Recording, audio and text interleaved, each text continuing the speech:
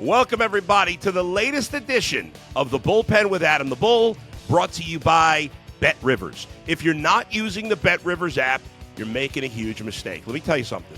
Preseason football is well underway now. Major League Baseball, we're heading down the home stretch to the playoffs. All right, the Olympics is over, but you got tennis. There's always something going on. We love tennis here at BetRivers. People love betting tennis with us at BetRivers. Whatever, it seems like there's a tennis event going on every day. Golf, whatever you got, whatever you love. Futures, over-unders on the season. And I'll tell you, people love betting on preseason football, which is challenging. But if you pay attention to trends of veteran coaches in the NFL, you can get some good winners in NFL preseason.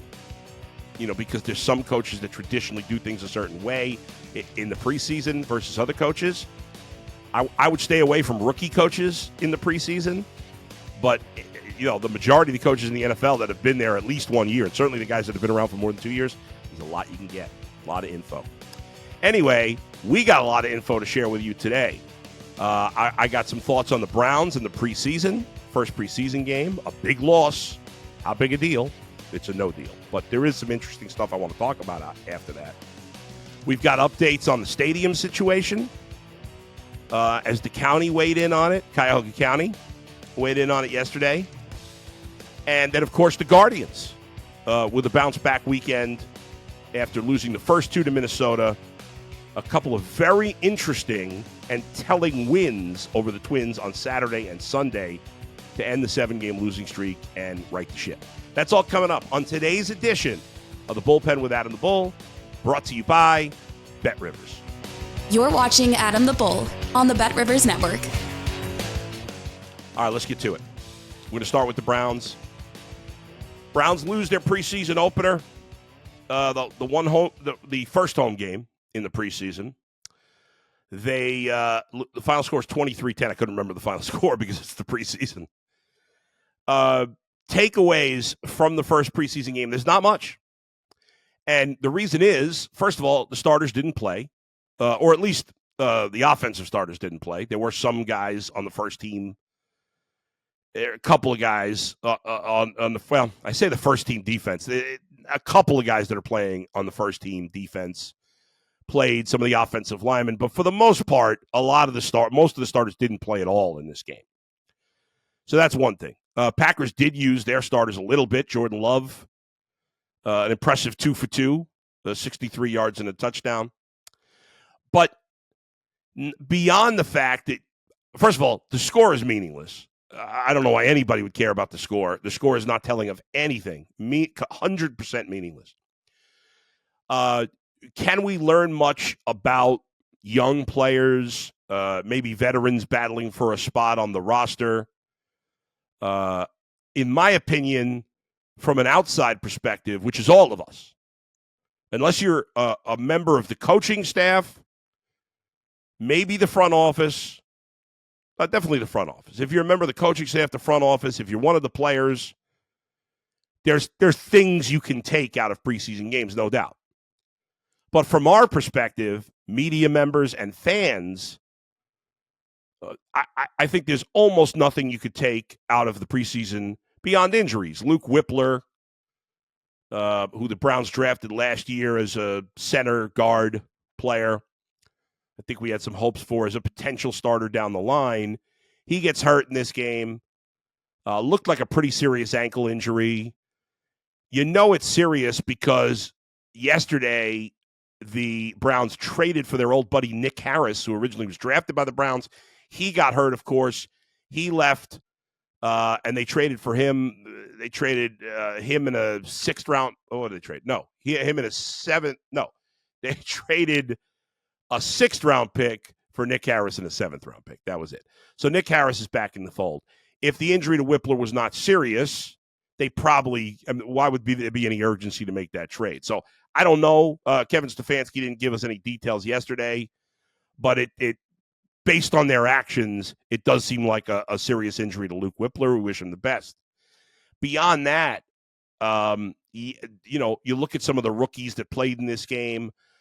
I thought Mike Hall Jr., if you're just looking at the stats, of course, you can't. I mean, obviously, when it comes to offensive linemen, really when it comes to anything but a quarterback, running back, wide receiver, you can't. The stats are very not telling. And even with a quarterback, running back, and wide receiver, it's what stats are you looking at? Certainly the traditional stats can be occasionally misleading, especially in the preseason. I will say this. If you watch the game, and I bring that up because Mike Hall Jr., right? You look at his statistics, he had 1 tackle. There's nothing else, right? You say, oh, he didn't do anything. I think, first of all, he's a defensive tackle. So for the most part, I think Aaron Donald is a guy who misleads the rest of us on defensive tackles. Aaron Donald he's retired now, made a lot of splash plays. And that's why he's the greatest of all time. But most defensive tackles, even defensive tackles that are very good, don't put up many stats.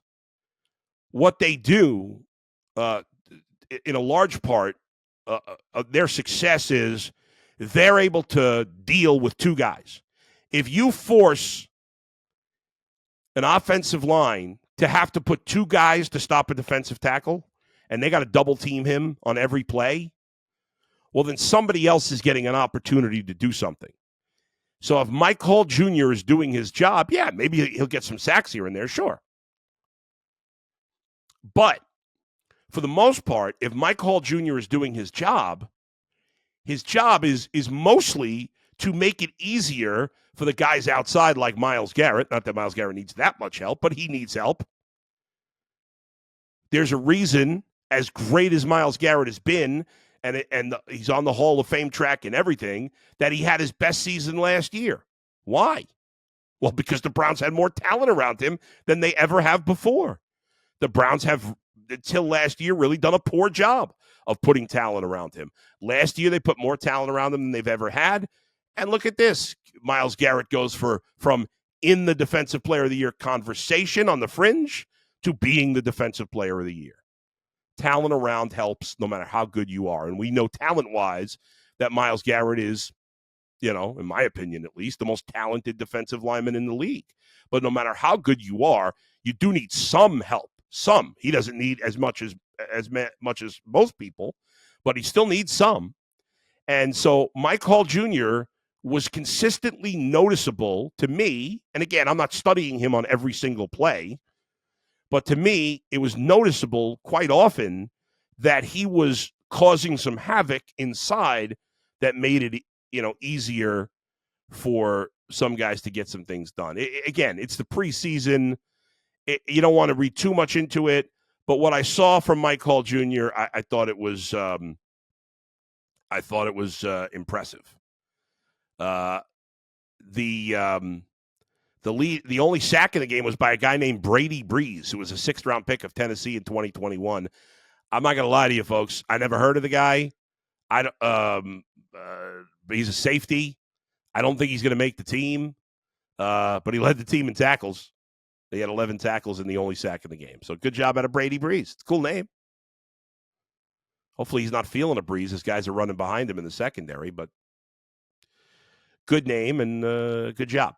Okay, offensively, rookie Jamari Thrash led the team in his first preseason game with 5 targets. I'm sorry, second on the team at 5 targets. John Kelly, the running back, had 6.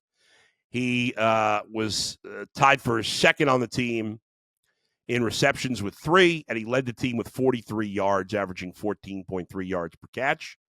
He seemed to have a good connection in the game with Dorian Thompson-Robinson.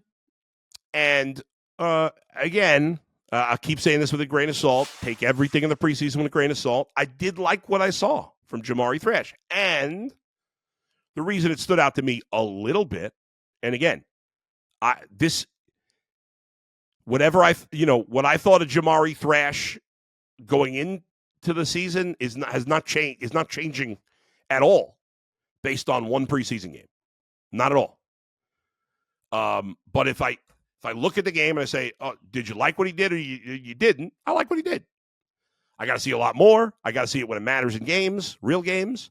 But because Cedric Tillman, David Bell, and of course the year before that, the infamous Anthony Schwartz, have all been big disappointments as their first running back taken in the last 3 years.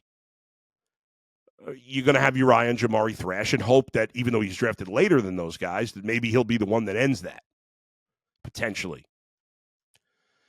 Now, in terms of the third quarterback competition, well, first of all, Jameis Winston started the game, 4 or 5, 30 yards. Nothing really to talk about there. We know he's going to be Deshaun Watson's backup. Clearly, Dorian Thompson-Robinson outperformed Tyler Huntley in this preseason game in the battle for the third quarterback.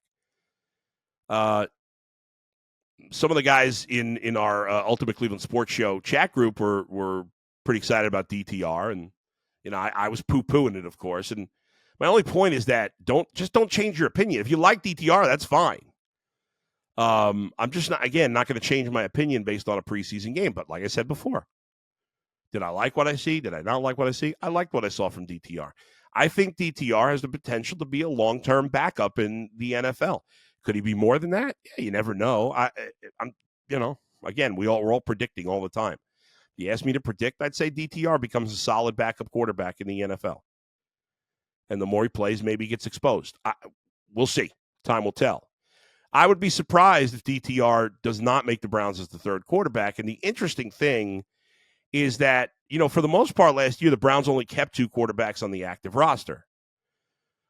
If they want to keep DTR as their third quarterback, they're probably going to have to keep him on the active roster. I don't see a path to him going on the practice squad, because on the practice squad, you have to clear through waivers. And I just think in terms of at least backup quarterbacks, there will be teams that have there are plenty of teams, probably at least 10, that have miserable backup quarterback situations where they'll see DTR, what he did in a limited action last year in the regular season, what they've seen on film.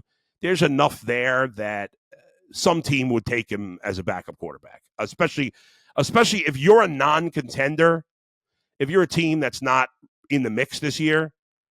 Dorian Thompson-Robinson, I'm not letting him get to a practice squad. I'm bringing this guy in and see what he's got.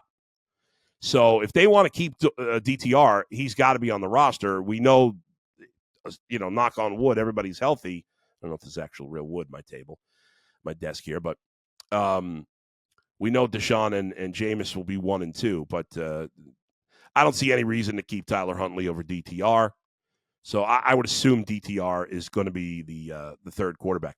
I actually had somebody tweet at me and say, the only thing we learned from this game is that Jerome Ford and Pierre Strong are not any good. And I just think that's such a ridiculous comment. First of all, Jerome Ford had 2 carries in this game. He barely played. Like, what are you talking about? I was saying this before the show started. Andrew and Max are producing today. And Monzo was with us before the show, and I was kind of ranting and raving about the fact, and this first started when we had Greg Cosell on a few weeks, and he kind of opened my eyes on Jedrick Wills a little bit, and I realized that to some degree, I was judging Jedrick Wills really more subconsciously based on the Joe Thomas standards I had watched for a decade.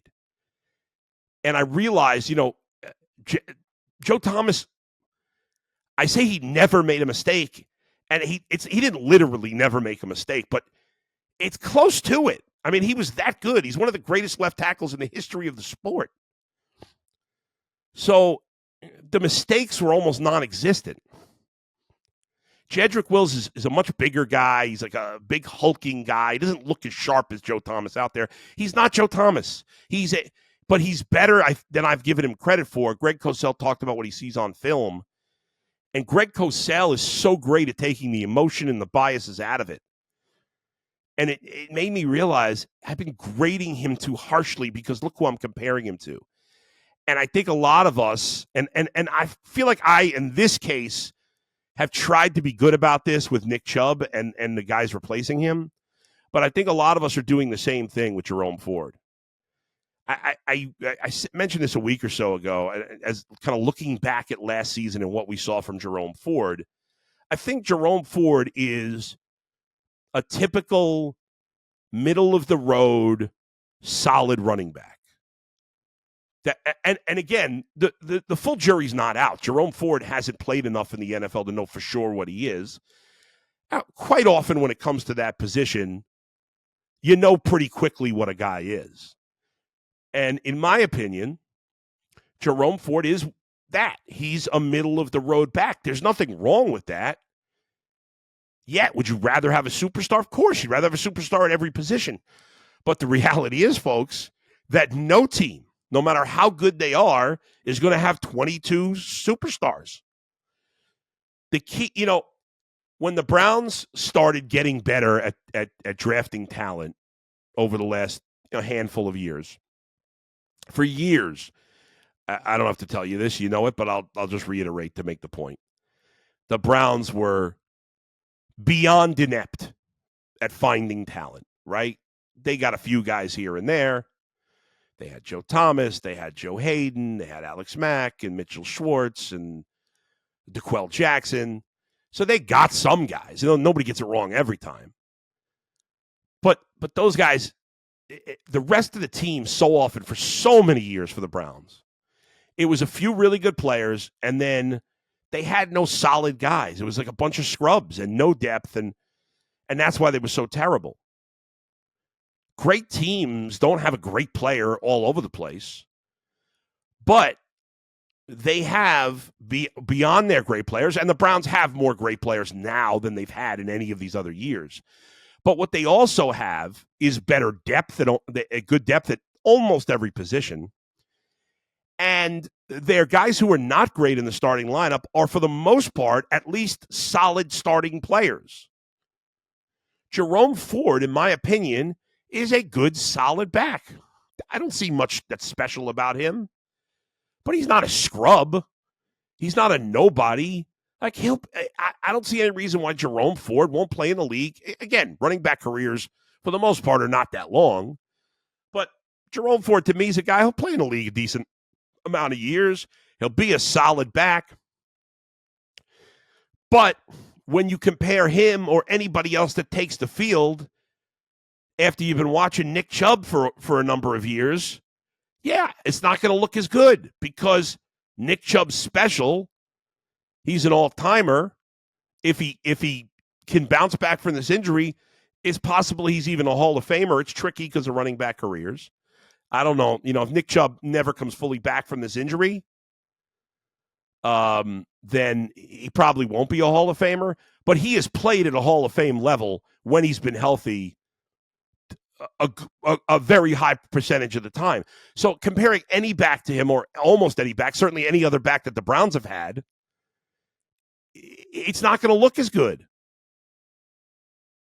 Even Kareem Hunt, who's the best back the Browns have had probably in the last decade besides Nick Chubb. Even Kareem Hunt, who had his moments and at times looked really, really good, but he didn't bring the consistency that Nick Chubb looked great 99% of the time when he was healthy. With Kareem Hunt, you're like, yeah, this guy's good, but he's not Nick Chubb. And so you really got to keep that in mind. Yesterday, on a still Browns related topic, but off the field, the county, Cuyahoga County, responded to, obviously the city put out a proposal. The city of Cleveland put out a proposal saying, I'm not going to bog you down in the exact numbers, but saying, hey, we can contribute this. Let's renovate the stadium. Let's keep the Browns downtown. The Browns responded with a video and a message making it very clear they want to build a brand new indoor facility, whole extravaganza out in Brook Park. Jimmy Haslam owns the land. He's going to put up half the money, apparently, but he wants the county and the state and to chip in half a state that has a lot of poor people, a lot of middle-class people. He wants to be given $1 billion plus for his new extravaganza. Now, I think many of us would love to see a brand new stadium in Brook Park, and the whole idea is exciting, and it makes and probably in the long term makes Ohio and Northeast Ohio cooler and more exciting because we got this brand new facility and we can have big events there, and who knows what the possibilities are. And it is a benefit to have an indoor facility because you can do things with that you can't do on the lake with no roof. It's that simple. And they can't put a roof on the current stadium. It's just not feasible. But the county, Cuyahoga County, which again includes Cleveland, said, you know what? We like the city's plan. We're on board with that. We're not on board with this Brook Park situation. So the drama continues. Where it goes from here, now, a lot of people think, well, Jimmy Haslam's got leverage, and the team has leverage because these teams often do, because they can threaten to move out of the area. But what the city did, actually the state, and our state government generally F's everything up, but one smart thing that everybody agreed, no matter what side of the political aisle you are, and it's very rare that these days on both sides of the political aisle agree. Our state, after the debacle where Art Modell tried to steal the team from Cleveland, he did initially, and then the Browns and Cleveland fought to get their name and history back, and they did, and they won. The one thing that came out of all of that was there's a law in Ohio, essentially, that you can't move a team out of Ohio. And there's a lot of,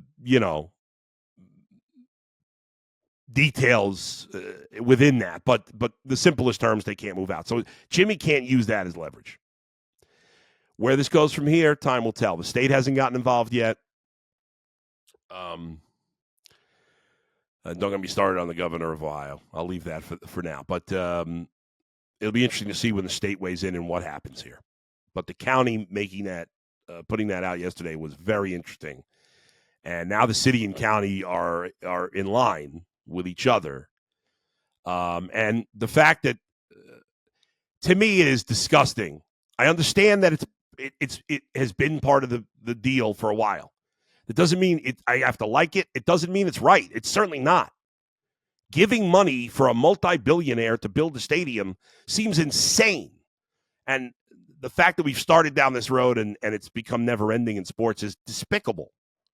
So it'll be interesting to see what happens. Finally, the Cleveland Guardians ended their 7-game losing streak this weekend. And what really stands out about it, first of all, it was big because the Twins had cut the lead down to a game and a half and had the chance, if they swept this series, to take the lead in the American League Central. Instead, the Guardians get it right back to 3.5 where it was to start the series. The Royals are 4 back. They're 3 up in the loss column over Minnesota, 5 up in the loss column over Kansas City. They once again have the best record in the American League. Only the Phillies at 69-46 have a better record than the Guardians at 67-47. They're 20 over. So are the Orioles and Yankees, but the Orioles and Yankees have played 2 more games. So technically the Guardians have a better winning percentage. And for all the whining and crying by fair weather fans that the season was over after the Guardians lost 7 in a row, it was a big bounce back. And what was really notable to me over this weekend was the fact that you had Gavin Williams on Saturday, again, coming off a 7-game losing streak. You had Gavin Williams Saturday, and then Tanner Bybee, who missed his last start, and there was some serious concern. I was really fascinated to see this game. And it was, like, how's Bybee going to look? And he looked great, both of them. I tweeted before Saturday's game, we needed a big start from Gavin Williams, and you got exactly that. He only threw 73 pitches. But 6 innings, 4 hits, no walks, a run, and 3 Ks. Gavin Williams, it's interesting. He was very efficient. The strikeouts were down for him, but he was very efficient. I really like what I saw against the Twins team that had been hot and playing really well. And then Tanner Bybee, you're holding your breath. He threw 84 pitches, coming off the missed start. 5 2/3, 6 hits, no walks, 1 run, and 5 Ks. So those guys combined to do a great job, and it shows you, because those you got to be your 1 and 2 starters in the playoffs if you're healthy. And you played a playoff caliber team in Minnesota who would be a playoff team right now, and your 2 best starters did a great job. The offense wasn't fantastic, better yesterday, but the Saturday game was 2-1. Gavin Williams had no margin for error, and he did a great job. And what was also stand out was the fact that I clicked on the Twins. That's why I'm not seeing what I want to see. Was the fact that, in those games, you go into the late in the game with the lead, and you go to your big-time relievers, including Clase, who got saves 34 and 35 over the weekend. He's got a shot to get 50 saves. And I'll tell you something that's going to shock a lot of you. I'll be rooting for the Guardians to beat my Cubs this week. That's how all in I am on the Guardians right now. And the Cubs are playing much better baseball. They've played well of late. They're only a game under 500 for the first time since early June. They got a shot to make the playoffs. I'm being a bad fan. But I'm rooting for the Guardians. I want the Guardians to get back on track and follow up this good weekend and keep playing well here. Now, the pitching matchup tonight is a tough one. And the Cubs have good starting pitching. And they're two of their best starters, 2 of their top 3 starters will go in this series. So it's going to be a challenging series. Tonight you got Ben Lively coming off a rare bad start. The Cubs have Shoto Imanaga, who is a rookie, even though I think he's like 30. But he has been sensational for the Cubs. This is a real tough one tonight. It'll be interesting to see how they do against him. It looks like it's going to be Matthew Boyd coming off the IL to make his Guardians debut Tuesday against Javier Assad, who's done a decent job for the Cubs, although of late he hasn't been great. He hasn't been terrible, but he hasn't been able to get past the 4th inning his last couple of starts. And then on Wednesday, Alex Cobb will go for the Guardians, and obviously his first start wasn't great, coming off the injured list. And Jameson Taillon will go for the Cubs, a guy that I wanted the Guardians to go get. Taillon's been sensational. His last start, he did not pitch particularly well, but overall he's been excellent. And then they'll continue. That series is at home, and then the Guardians go right back on the road for Milwaukee, a first-place team, and then Yankees, a real challenging homestand. So things are not getting easier. You've just played a great Baltimore team, a very good Arizona team you struggled with, Minnesota. The Cubs are playing their best, and the Cubs were supposed to be the biggest break this month, but they're playing much better. The Brewers, obviously, are a very good team. We know what the Yankees are, so, hey, you got to take these teams' best shot every day. I believe the Guardians are up for it, despite the fact that they had that 7-game losing streak and certainly have some flaws on the team. But let me tell you something else. So do all these other teams. All right. Thanks, everybody, for joining me today. Please hit the subscribe. Please hit the like. I am about 240 subscribers away from 5,000 to this podcast on YouTube. And my goal is to get there before the start of the NFL regular season. So help me get those last 240. I mean, keep going past that, please. But I want to get that 240 before the regular season starts. Thanks to Andrew and Max for producing today. And really thanks to all of you as well. I'll be back on the Ultimate Cleveland Sports Show every day this week except for Tuesday. And I'll be back with another podcast on Wednesday. So we'll talk to you next time. Where else but right here in the Bullpen with Adam the Bull, brought to you by BetRivers. See you, everybody.